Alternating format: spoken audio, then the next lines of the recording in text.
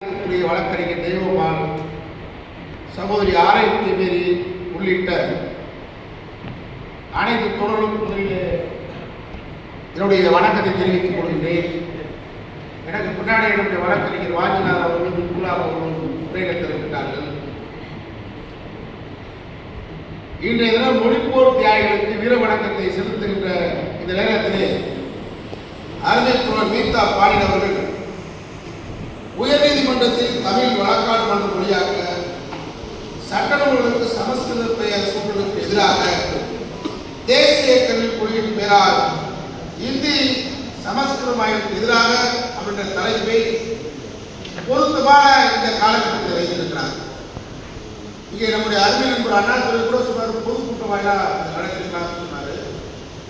இது ஒரு அரங்க கூட்டம் அப்படின்றது இது பொதுக்கூட்டம் திராவிட முன்னேற்ற கழகம் மறுமலர்ச்சி நடந்திருக்கிறது. அதை கூட நம்முடைய நண்பர்கள் வருத்தப்பட்டாங்க. நாங்களும் அதுதான் வந்தோம். 92 வரைக்கும் நாங்கள் மொழிப்போர் தியாகிகள் கூட்டம் நடத்திட்டு இருந்தேன். மாவட்ட மாநகர செயலாளர்கள் 86ல் அரசியல் குழு 17 கொடுத்து சிறைக்கு சென்று வந்தாங்க. ஆனால் இன்னைக்கு நிலவரம் மாறி இருக்கு. ஆரம்ப கூட்டத்துக்கு வர்றதில்லை. நம்முடைய மகளிர் ஆணைய தலைவர் சொல்லுவாரு, ஒரு சமுதாயத்துக்கு மொழிப்போர் தியாகிகள் கொண்டாட சூழ்நிலை இருக்கு, இருந்தாலும் நடக்கட்டும். ஒரு கூட்டத்தை வாங்க கூட்டி காட்டுறாங்கல்ல, அதுவாக நம்ம வரவேற்போம். ஆனா இங்க ஒரு நீர் குந்த நெருப்பாக தான் ஆதிக்க இந்திய எதிர்ப்பு என்பது இருக்கதான் செய்யும். அது ஒரு மாற்றம் இல்லை. 90 வரைக்குமே திமுக அதிமுக நடத்திட்டு இருந்துச்சு. இன்றைக்கு இவ்வளவு பெரிய பொது அமைப்புகள்லாம் இந்த நிகழ்ச்சியை நடக்கிறத நான் உண்மையிலே பாராட்ட கடமைப்பட்டிருக்கேன், வாழ்த்த கடமைப்பட்டிருக்கேன். இந்த மாதிரி பொது அமைப்புகளை நாங்கள் நடத்திருக்கோம். திமுக நடத்தா அண்ணா திமுக நடத்திருக்கோம். நாங்கள் மொழிப்போர் தியாகிகள் திமுக நடத்தினா அண்ணா திமுக வீர வழக்கெல்லாம் நடத்தோம். இன்னைக்கு இப்படிப்பட்ட ஒரு பொது அமைப்புகள் இந்த நிகழ்வை நடத்துவது இங்கே என்றைக்கும் தமிழ் மொழி காப்பாற்றப்படும் ஆதிக்க இந்தியை எதிர்ப்பது என்பதற்கு அனைவரும் கொடுக்கக்கூடிய கூட்டம் தான் இந்த கூட்டம். அதில் நீங்க பார்த்தீங்கன்னா சில விஷயங்கள் சொல்லிவிட நேரம் ஆச்சு. 38ல் தாரமுத்தும் நடராஜனும் இறந்த உடனே இந்த செய்திலாம் சொல்றது இல்லை. அவங்களுடைய உடல்களை சிறையிலிருந்து வாங்குறதுக்கு யார் கேட்டா சார் ராஜா முத்தாட்சி போனாங்க. இன்னைக்கு ஜாதி மதம் எல்லாம் பேசுறாங்க. அவர் அந்த ஜாதி கரை இந்த ஜாதி கரை ஜல்லிக்கட்டு ஜாதி போடணும்னு சொல்லிட்டு இருக்கிறார். ஆனா தாரமுத்து நம்முடைய கல்லூரி அருப்புக்கோட்டை கல்லூரி ஒரு வியாபார குழு நாடாளுமன்றத்தில் இருக்கிறது. அதே மாதிரி அவர் பட்டியல் சாதி வகுப்பை சேர்ந்தவர் நடராஜன். இவங்க அன்னைக்கு சாதி பார்க்கல, தமிழ் மொழியை காப்பதற்காக சிறையில் இருந்தாங்க. அவங்க உடலை வாங்குவதற்கு காலில் செருப்பு இல்லாம போய் சார் ராஜா முட்டாய் அந்த உடலை வாங்கிட்டு வந்து ஆம்புலன்ஸ் கிடையாது, அவருடைய காலில் அந்த உடல்களை வைத்து மிகப்பெரிய இறங்கு ஊர்வலத்தை சென்னை நடத்தி காட்டின என்பது வரலாறு. அது நமக்குள்ள பேசுறதுலாம் எதிர்காலத்துல சொல்லணும். அது மாதிரிதான் நம்முடைய முதல் தீர்ப்பிடுத்தவே உலகத்திலே மொழிக்கு தீர்ப்பிடுத்த ஊர் தமிழ்நாடு தான். தமிழ் மொழிக்காக தான், மதத்துக்காக தான் தீர்ப்பிடிச்சா, புத்த மதத்துக்காக. ஆனா தமிழ் மொழியை காப்பதற்காக தீர்ப்பிடித்த உலக வரலாறு மொழிக்காக தீர்ப்பிடித்தது தமிழ் தான்.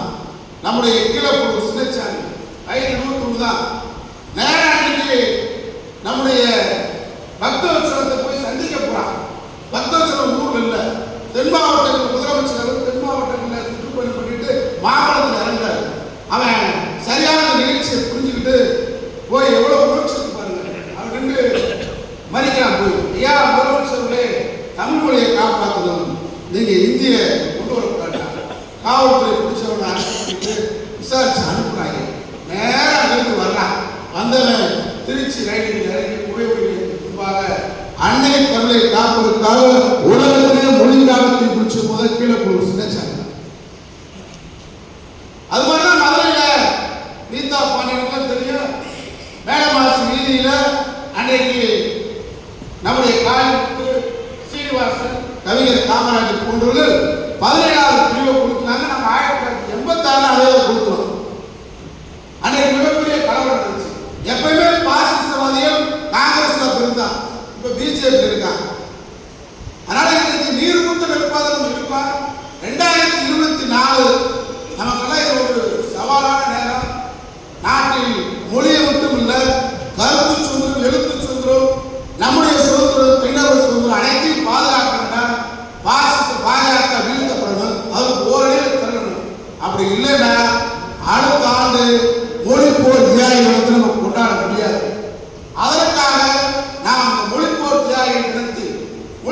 ஜனநாயகத்துக்கு பெரிய வரலாறு உண்டு.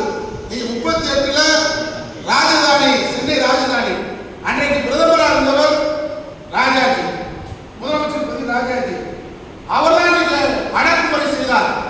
ஆனால் இந்திய போராட்டத்தின் வரலாற்றின் ஒரு மாற்றம் என்று கேட்டால் 38ல எந்த இந்தியை ஆதரித்து தமிழுக்காக போராடிய சிறையடைத்த ராஜாஜி, அதே ராஜாஜி 1965ல இந்தி தான் இந்தியாவின் ஆட்சி என்பதை அரபிக்கடலில் தூக்கி எறியணும்னு சொல்லி அன்றைக்கு இந்திய போராட்டத்தை மாற்றிய பெருமை தமிழகத்துக்கு உண்டு. அதனால அந்த வீர தியாகிகளுக்கு சம்பார்த்த வீர வணக்கத்தை சொல்லி நம்முடைய போராட்டம் தொடரட்டும், ஜனநாயகம் வெல்லட்டும் என்று வாய்ப்புக்கு நன்றி சொல்லி